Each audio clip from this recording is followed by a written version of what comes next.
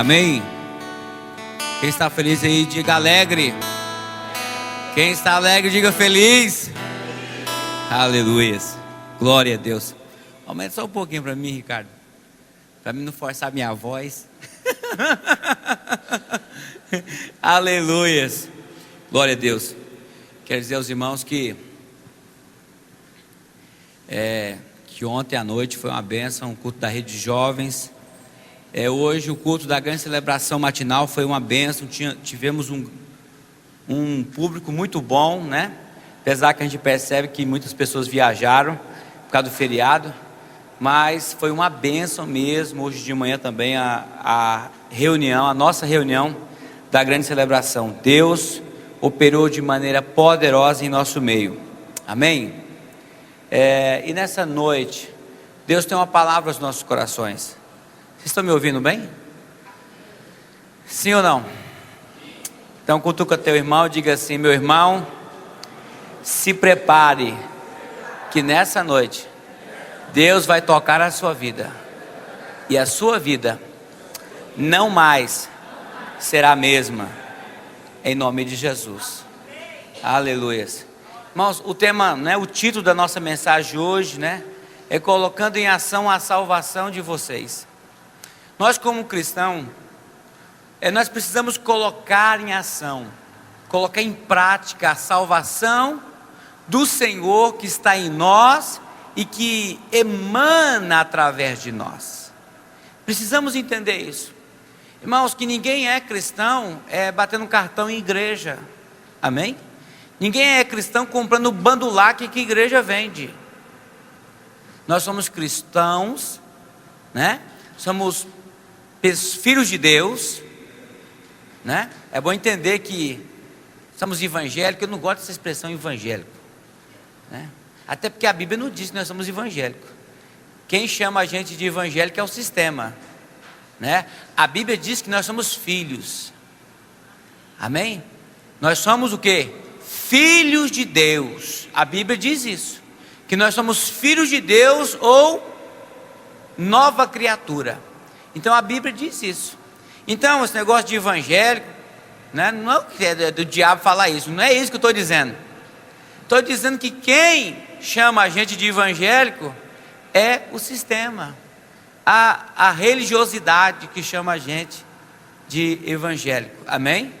Mas nós somos filhos de Deus. Cutuca teu irmão e diga assim: você entendeu, irmão? Diga assim: você é filho de Deus. E todo filho de Deus, não é para vocês repetir não, mas vocês querem repetir? E todo filho de Deus, ele tem em ação a salvação de Deus através dele. Você entendeu? As pessoas olham para nós e vê Deus em nós. Entendeu? Mas antes de eu continuar a nossa ministração, eu lembrei de algo aqui. Não quero perder a oportunidade que eu possa esquecer.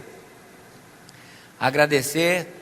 Eu tive de manhã também no culto hoje de manhã, não pregando, mas eu tive aqui fazendo uma participação especial. No final do culto.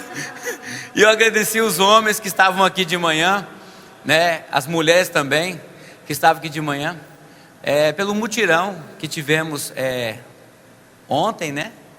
Foi uma bênção o mutirão. Teve irmãos que trabalhou meio período, um período, né? E teve um grupo de mulheres que mandou um lanche para nós à tarde, irmãos, que nós até quase paramos tudo, vamos fazer um piquenique aqui, né, Misael? No mutirão da construção da nossa igreja. Então foi uma bênção mesmo. E queimei tanta caloria, depois vi aqueles pão gostoso, bolo gostoso. Meu Deus do céu, agora eu vou ter que repor tudinho que eu gastei. Mas amém. O povo de Deus é um povo alegre, amém? Olha para o teu irmão e diga assim: meu irmão, sorria. Ah, irmão, que sorriso aguado é esse? Eu não vi nenhum sorriso gostoso. Assim, irmão, sorria. Diga assim: olha para mim, irmão, bem no meu olho, e diz: ha, ha, ha. Aleluia. Irmãos, então, voltando à ministração, nós temos que colocar em ação. Quem tem a salvação aqui? Irmãos, então se nós temos a salvação de Deus em nós, nós temos que colocar em ação essa salvação. Existe alguns fatores que identifica que a salvação de Deus está em nós, e precisamos colocar em prática, em funcionamento essa salvação de Deus que está em nós. Amém? Eu quero ler com vocês no livro de Filipenses, que eu sou apaixonado nesse livro, né? Eu já escrevi, não sei, umas 6 mensagens só em cima desse livro, só em cima dessa carta tão pequena de alguns capítulos, mas é apaixonante. Irmãos, quando eu olho para a carta aos Filipenses, eu lembro, meu Deus, o apóstolo Paulo escreveu essa carta e estava preso. Um homem que estava preso, escrevendo a carta à igreja, aos Filipenses, e ele ensinando o povo a ser livre. Um homem que estava preso, ensinando o povo a ser livre, o povo ser alegre, o povo animado. Você entendeu? Porque tem muito crente que dá mais testemunho do diabo, das derrotas que o diabo traz para ela, do que das vitórias de Deus. O tempo todo, não está fácil. Aí você fica sem ver o irmão alguns dias, encontra, e aí, irmão? Irmão, tá difícil. Aí depois você vê de novo, como que tá as coisas, irmão? Não tá bolinho não. Você entendeu? Aí passa mais uns dias, e aí, irmão? Tô na prova. E aí, meu irmão? Tô no vento, tô no deserto, tô na luta, tô na peleja. Entendeu? Irmãos, a Bíblia diz, a Bíblia nos faz entender que todos os dias o diabo tem uma luta contra nós, mas a gente não deve ficar testificando das coisas do diabo, mas testificando. O homem estava preso, sorria, igual eu fiz com vocês aqui. O cara estava preso, e a carta, os estudiosos chamam essa carta de regozijai-vos, a carta regozijai-vos. O que é isso? A carta da alegria. O cara que estava preso estava dizendo para a igreja: sorria, seja feliz, anima-te, anuncie o evangelho do Senhor, não desanime, vá em frente, vá. O cara estava preso. Ele não escreveu assim: não está bolinha aqui não, na cadeia, está frio, tem um esqueleto ali perto de mim que morreu, está secando ali. Ó vida, ninguém me visita, me abandonaram, até Deus me abandonou aqui. Foi isso que ele escreveu na carta? Não, ele disse: sorria, seja feliz, regozijai-vos no Senhor. Aonde tem, né, lá em Filipenses 3,14 tem um versículo, todo mundo que sabe o que é? Tudo posso naquele que me fortalece. Está na carta regozijai. O cara estava preso, ele diz para a igreja que estava livre. Ele estava ensinando o povo a tomar posse das promessas de Deus. O grande segredo está aqui, irmão, ó. Pessoas que estão livres para ir, para andar na onde quiser andar, mas está com a sua mente presa. E por isso não tem como colocar em prática a salvação de Deus que está na vida dela, porque a mente dela está presa. Presa no ciúme, presa no medo, a mente. Com a mente presa na pornografia, nos vícios, no xingamento, na ignorância. Preso num monte de coisa que te afasta você de Deus. E dessa forma não tem como colocar em prática a salvação de Deus que pode operar através de você. É necessário nós entendermos isso. Olha só o que diz o apóstolo Paulo.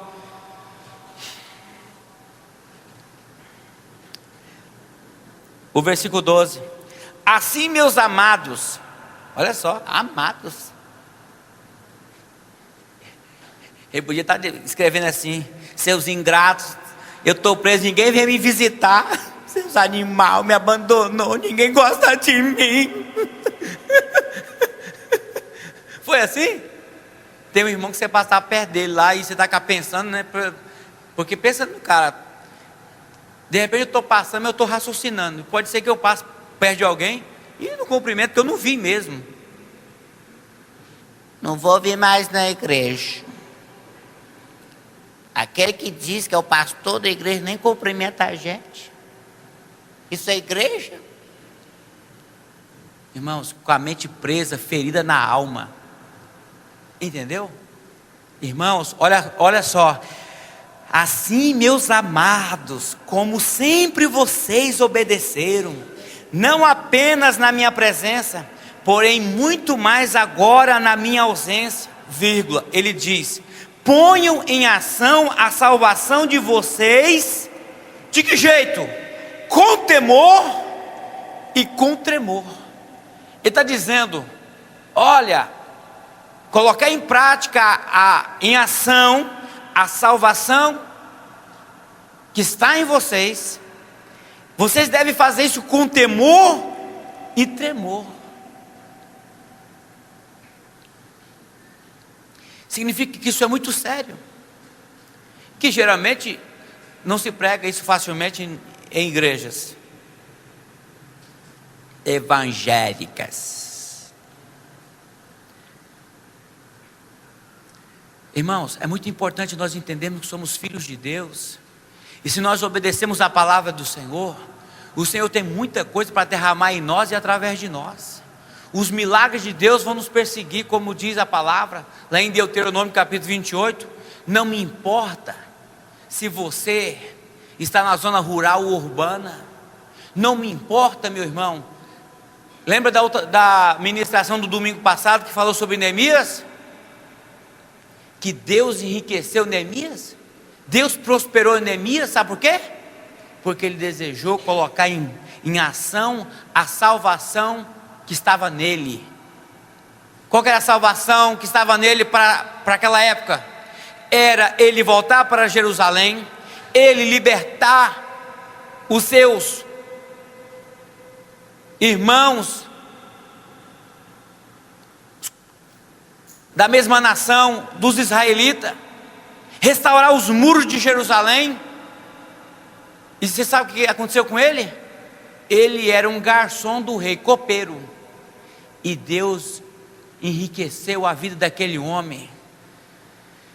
Deus derramou prosperidade na vida daquele homem, porque ele, no primeiro capítulo, vocês viu lá, a partir do verso 7, aliás, verso 10, até o verso 12, é a oração que ele faz a Deus. Ele pede a Deus capacitação, ele pede a Deus que o ajude, ele pede a Deus que o perdoe.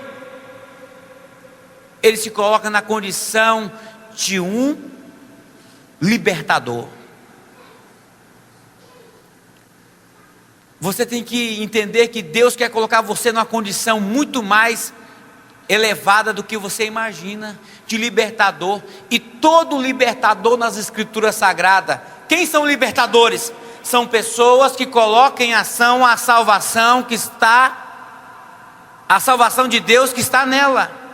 Se a gente formos estudar teologicamente os escritos sagrados, vamos ver que todas as pessoas que foram libertadores na Bíblia, libertadores no sentido espiritual, libertadores no sentido financeiro, libertadores no sentido de tirar pessoas de um cativeiro de mente, de alma, eram pessoas ricas. Uma delas é Neemias, uma delas é Jeremias.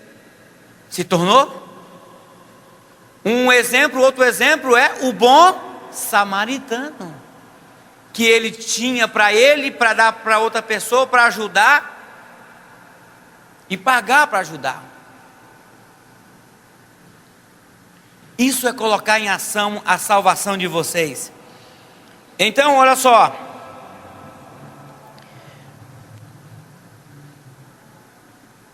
colocar em ação a salvação de vocês é testificar Cristo Jesus Colocar em ação a salvação de vocês é testificar Cristo Jesus. Vamos ver o que o apóstolo Paulo fez. Ele fazia, Atos 20, verso 21. O verso 20 também é interessante, olha só. Vocês sabem que não deixei de pregar-lhes, olha só. Vocês sabem que não deixei de pregar-lhes nada que fosse proveitoso, mas ensinei-lhes tudo publicamente e de casa em casa. Isso aqui é colocar em ação a salvação de vocês. O que o apóstolo Paulo está dizendo aqui?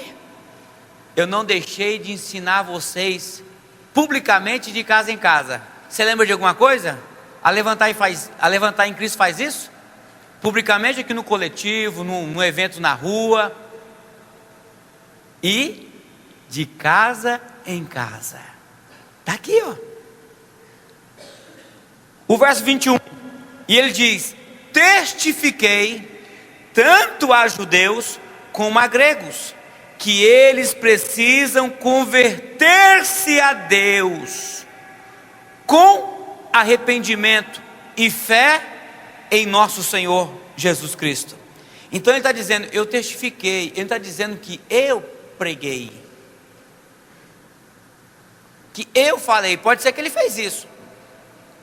A palavra testificar é você ser um exemplo, trazer o exemplo para as pessoas que olham para você. O maior testemunho, a maior mensagem que alguém possa pregar é o testemunho, porque o testemunho é um idioma que todo mundo entende. Diga comigo, testemunho.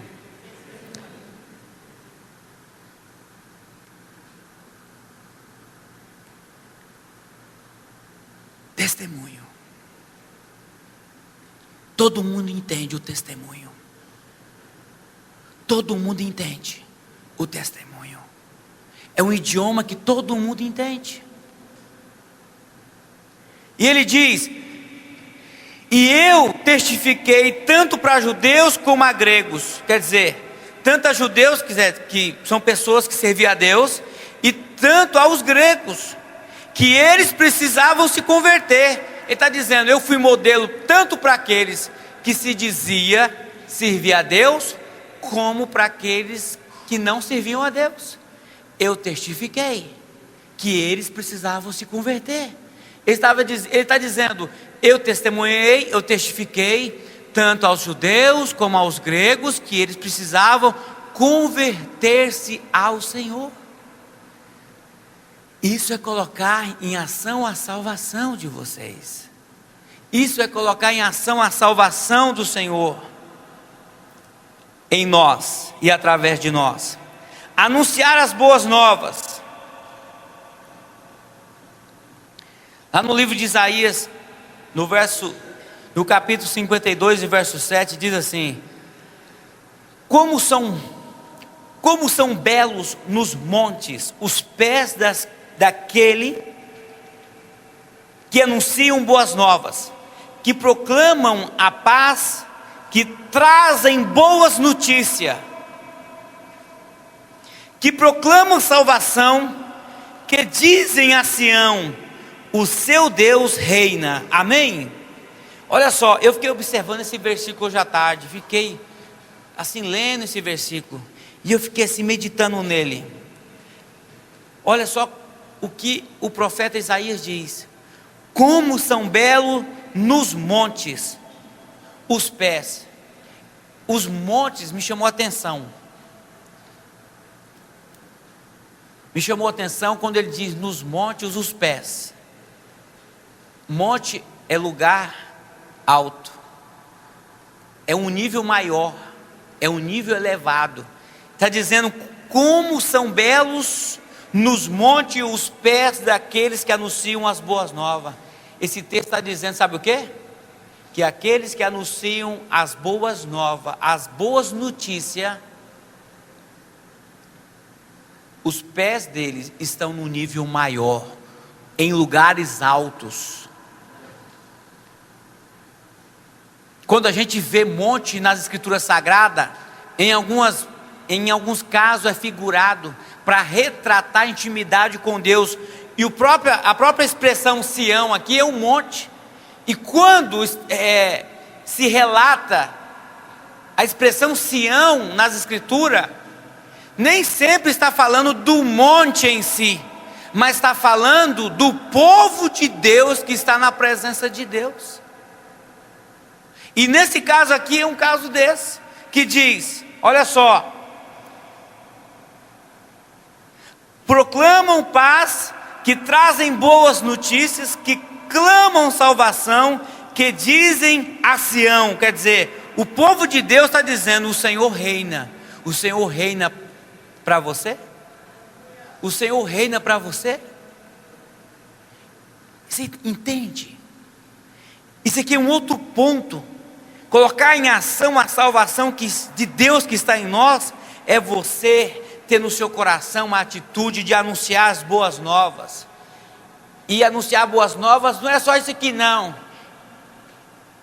Jesus te ama, viu? Vira as costas. É com testemunho, testificar.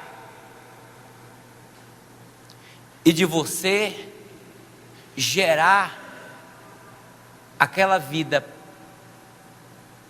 no seu ventre espiritual, gerar aquela vida para Deus. Quem já ganhou alguma alma para Jesus, que levanta a mão?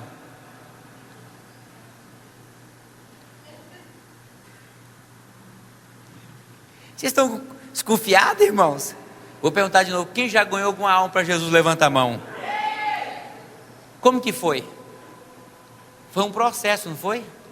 Foi gerando. Visitava, ligava: e aí, como você está? Tudo bem? A pessoa passava dificuldade, você ia lá, visitava ela. Você ficava sabendo de algo, você ia lá, ligava para ela, visitava ela, orava com ela, ajudava ela. É assim ou não é? Sim ou não? É um processo.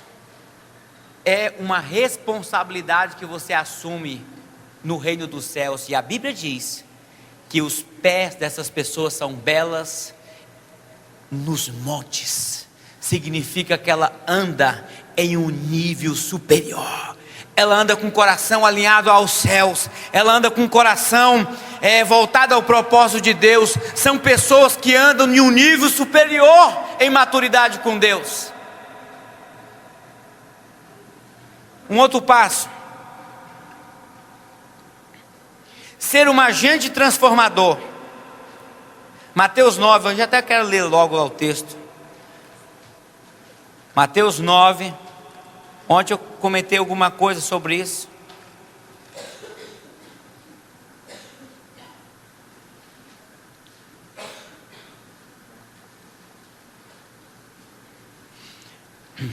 Mateus 9, o verso 10 a 13 diz assim: estando Jesus em casa, Jesus, né? A levantar e faz isso? Vai nas casas? Vai, né? Jesus sempre estava nas casas das pessoas. Estando Jesus em casa, foram comer com ele e seus discípulos muitos publicanos e pecadores. Vendo isso, os fariseus perguntaram aos discípulos dele: por que o mestre de vocês come com publicanos e pecadores? Ouvindo isso, Jesus disse: não são os que têm saúde que precisam de médico, mas sim os doentes. Vão aprender o que significa isso. Desejo misericórdia, não sacrifícios, pois eu não vim chamar justos, mas pecadores. Significa, irmãos, que nós precisamos colocar em prática, em ação, a salvação de Deus que está em nós, em qualquer lugar. Jesus ia na casa dos pecadores. Irmãos, nós temos que ser a diferença. Em uma festa profana, numa festa que de repente um parente seu chama, um amigo seu, as pessoas estão bebendo lá. Tem crente cabeça dura: Deus me livre, eu vou lá não, porque, irmão, é porque não tem segurança da sua salvação. não tem segurança do que ela é em Deus. Já cansei de chegar em festa, as pessoas estão lá, estão lá. Cansei já de chegar em festa assim. Tem uma vez que eu cheguei, os pessoal estavam tudo bebendo já. Estavam várias mesas bebendo. Era pouco tempo de casado. E aí me chamaram para ir na festa, de colega de trabalho. Chega lá, tinha até um cantor sertanejo ao vivo lá, tocando. E todo o pessoal lá, com a conversa de bêbado, a coisa toda. E aí eu cheguei lá na festa. Você entendeu? E aí me aproximei do cara do som. Sentei do lado dele. Você entendeu? Sentei do lado dele. E foi. Quando eu menos escutou, tirei o violão da mão dele. Na moral. E quando de repente, irmãos, eu comecei a tocar e cantar música que anuncia Jesus como Salvador. E aí quando eu comecei a tocar, irmãos, o pessoal olhou para trás, nós estávamos contra, as pessoas ficava atrás. E o pessoal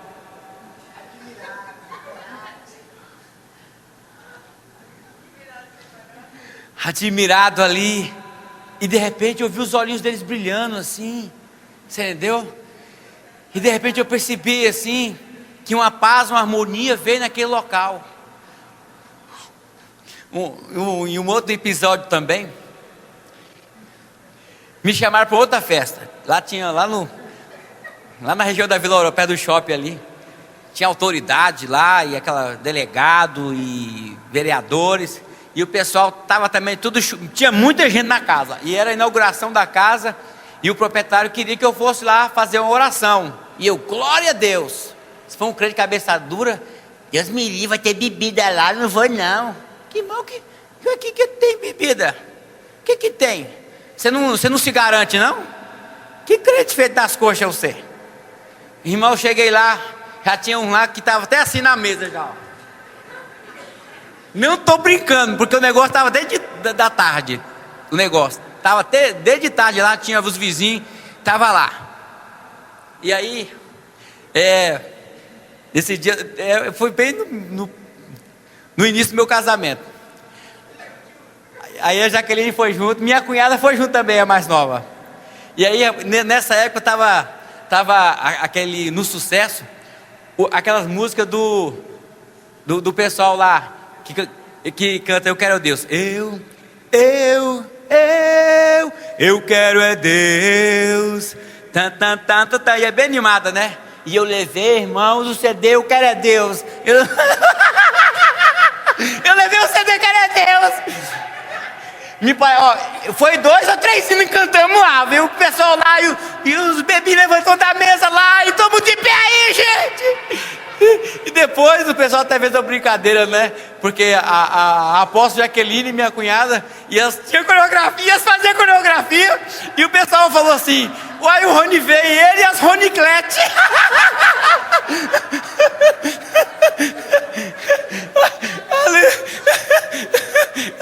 Ela não queria que eu falasse, mas eu falei. Você entendeu, irmãos? Aí, irmãos, você pensa, fez papel de ridículo, né? Irmãos, até parece que foi papel de ridículo. Mas quando eu fiz a oração abençoando a casa, que a casa é nova. E aí, irmãos, quando eu larguei, tinha uma caixa amplificada lá. Quando eu larguei o microfone, um punhado de gente me flechou, até os bebinhos. Aí eu pensei, vou apanhar. Um punhado de pessoas me cercou, me agradecendo. Cara, que coisa, eu precisava ouvir aquela palavra. Olha, uns emocionados, agradecendo, até eu chegar onde eu precisava chegar, na mesa que eu ia esperar para me comer, né? Sou besta. Então, irmãos, me agradecendo porque ouviu aquela palavra de Deus naquele lugar, naquele dia. Irmãos, nós não podemos perder a oportunidade. Vocês estão me entendendo? Nós não podemos perder a oportunidade. Certo dia eu estava numa sauna. Isso é, irmão, você ser um agente transformador. Na hora que você chega, eu estava na sauna lá, quando tinha aquele clube IP, eu estava lá na sauna a vapor. E a vapor. Uma sauna a vapor, irmão, mas você sabe que mais ou menos você vê a pessoa, né? E eu comecei, eu percebi que o Espírito Santo começou a me mover ali, começou a me mover, e eu comecei a falar de Jesus para uma pessoa que estava do meu lado. Eu não lembro, tinha um jovem da igreja que eu era na época, o Beto está ali rindo, que ele foi do meu grupo de jovens, lá no Avivamento Bíblico lá. Isso que ele está rindo das presepadas. Porque eu já levei eles para o clube, no IP, você lembra? E nós estávamos jogando lá e falamos assim, gente, vamos morar aqui um pouco.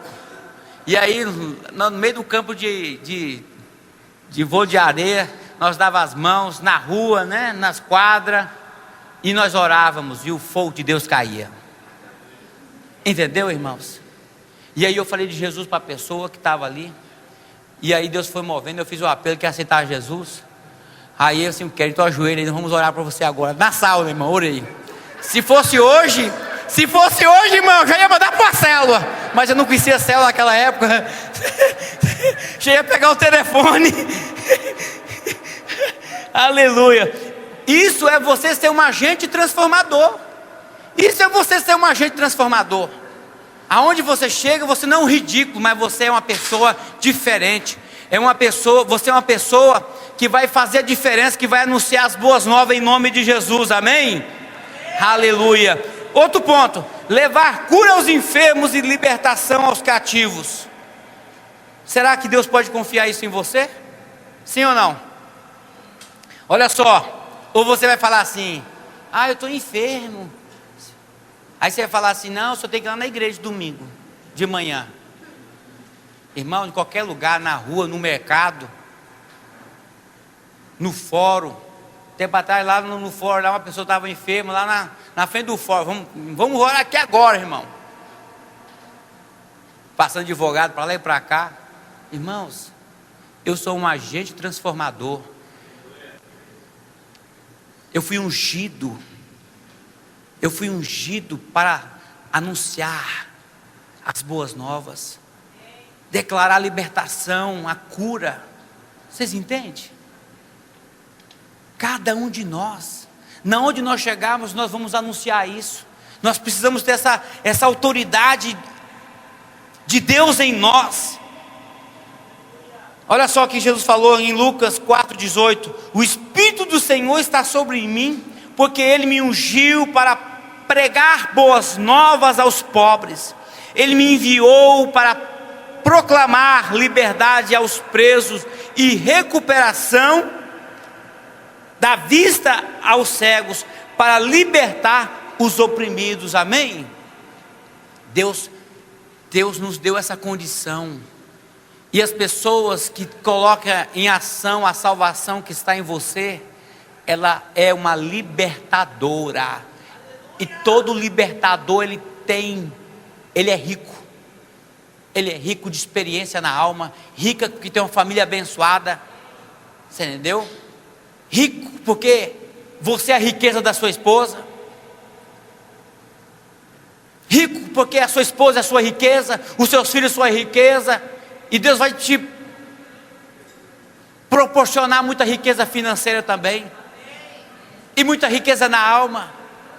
Não podemos ser aquelas pessoas, irmão, como que você, olha só, recuperação da vista aos cegos, e para libertar os oprimidos. O que é oprimido? Pessoas com a alma doente. Ninguém gosta de mim, todo mundo está conspirando contra mim. No trabalho, eu percebo as pessoas falando de mim. Se uma pessoa dessa, eu estou doente de alma. Irmão, pode ser que fale, mas se você é curado, você não vai dar crédito a essas coisas, porque a Bíblia diz que quem nos justifica é Deus, amém? Vocês estão entendendo? Sim ou não? Então você precisa ser um libertador. Você precisa ser um libertador. Tem pessoas que só ficam assim, tirando foto de algema. Tá vendo? Eu sou sozinho. Eu já vi gente. gente, talvez dentro da igreja, talvez com gente ajudando ela, e ela diz: eu sou sozinha, ninguém me ajuda. Eu pensando: olha esse monte de gente ajudando ela, e esse monte de gente fazendo as coisas com ela, só porque ela passou uma luta, ela se sente sozinha. Vocês estão entendendo, irmãos? Que sozinho, irmãos. A Bíblia diz, Efésios 1 e verso 4, o Senhor nos escolheu nele, antes da fundação do mundo. Significa que nós não andamos sozinhos, não. Nós andamos com Deus Todo-Poderoso. Antes da fundação do mundo, Ele já tinha nos escolhido nele. O que nós precisamos é colocar em ação a salvação dele que está em nós. Quem entendeu, diga amém. Olha só, obedecer a ordem do Senhor. Obedecer a ordem do Senhor é viver de acordo com os seus propósitos. Obedecer a Deus é buscar o seu reino e a sua justiça em primeiro lugar. Lá no livro de Números, capítulo 9, verso 23, diz assim: conforme a ordem do Senhor, acampavam. Conforme a ordem de quem? Senhor. Conforme o quê? Diga: a ordem do Senhor. Eles paravam para acampar. Diga comigo: e conforme a ordem do Senhor, eles partiam, eles andavam. Diga: tudo é conforme a ordem do Senhor. Então vamos lá, nesse meio tempo cumpriam-se suas responsabilidades para com o Senhor, de acordo com as suas ordens, anunciadas por quem? Quer dizer, diga aqui, líder. Irmãos, quando um líder no Senhor dá uma ordem para você, é o próprio Deus que está falando. Eu sempre tenho dito isso a vocês. Se um líder falar para você algo, é Deus falando, porque Deus falava aqui com o povo através do líder, Moisés. Você só não é sujeito ao seu líder se o seu líder mandar você roubar, prostituir, adulterar, mentir, enganar. Aí você não é sujeito a ele. Mas se ele não está fazendo nada disso, está mandando você fazer algo para você crescer, chamando sua atenção para você crescer, te conduzir, faz isso. Quando eu com o teu irmão, eu falo assim: irmão, é só obedecer. Diga assim: está explicado. Só obedecer. Entendeu? Diga assim: não complica, irmão. Você entendeu qual é o negócio, irmãos?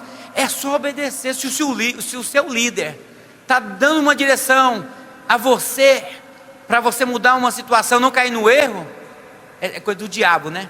Você pega uma pessoa, você fala com ela, ela magoou.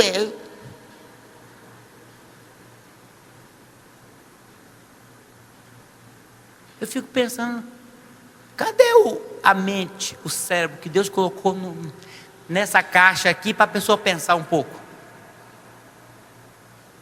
É só usar isso aqui, mas para o seu bem. Entendeu? Sim ou não? Sim. Provérbios 16, o verso 1 a 3, depois o verso 9. Diz assim: ao homem pertence os planos do coração, mas do Senhor vem a resposta da língua. Em seu coração o homem planeja o seu caminho, mas o Senhor determina os seus passos. Amém? Você está disposto a deixar Deus determinar os seus passos, ou você vai preferir seus planos? Aqui não está dizendo que é errado fazer plano. Aqui está dizendo que, amém? Que nós temos que estar disposto a renunciar aos nossos planos quando Deus colocar o propósito dele. Vocês estão me entendendo? É por isso que muitas das vezes a gente entra em embaraço, em problema, porque a gente coloca um troço na cabeça, e aí a pessoa faz. Irmão, para que você vai comprar esse troço, irmão? Sei lá. É que eu quero comprar. Mas não compra não, rapaz. Esse negócio vai te levar a um problema financeiro, isso vai gerar mais despesa, você não tem precisão disso. Aí a pessoa coloca na cabeça e compra. Aí ela entra no emaranhado financeiro. Igual mesmo assim, jovem da igreja. Quantos eu já tive experiência. No período desses 13 anos de ministério, da Levantar em Cristo, mais alguns fora em outros ministérios. Irmãos, eu já vi vários casos. Eu falo assim, irmãos, não vai casa com esse cara não, esse cara é problema. Esse cara vai dar problema para você. Eu celebro o casamento, não tem problema. Mas eu estou falando. Casou, se deu mal. A pessoa não consegue ver, fica apaixonada. Irmão, tem que tomar cuidado. A paixão é um sentimento tonto, cego, que você não consegue ver os erros. Aí casa, você tem chulé. Mas ele sempre teve chulé, mas estava apaixonado, não via que tinha chulé. Você entendeu? Não via. Você tem mau hálito. Depois só descobre depois que casa. Mas antes já tinha e não cuidava direito do dente. Que estava apaixonado é um sentimento burro, que não consegue. Tem um lado bom da paixão. Eu estou pegando a parte pejorativa, amém? Mas tem um lado bom também. Estou dizendo que é errado estar apaixonado. Eu estou dizendo que se você não raciocinar, a paixão é um sentimento burro que você não consegue ver o que a pessoa tem de errado. Você tem que ser racional também no nome de Jesus. Amém? Você ouviu mensagens que edificam e com certeza foi abençoado. Para conhecer outros temas, livros, CDs, DVDs, Bíblias e os materiais da visão do modelo Missea, acesse o nosso shopping online www.levantaiemcristo.com.br.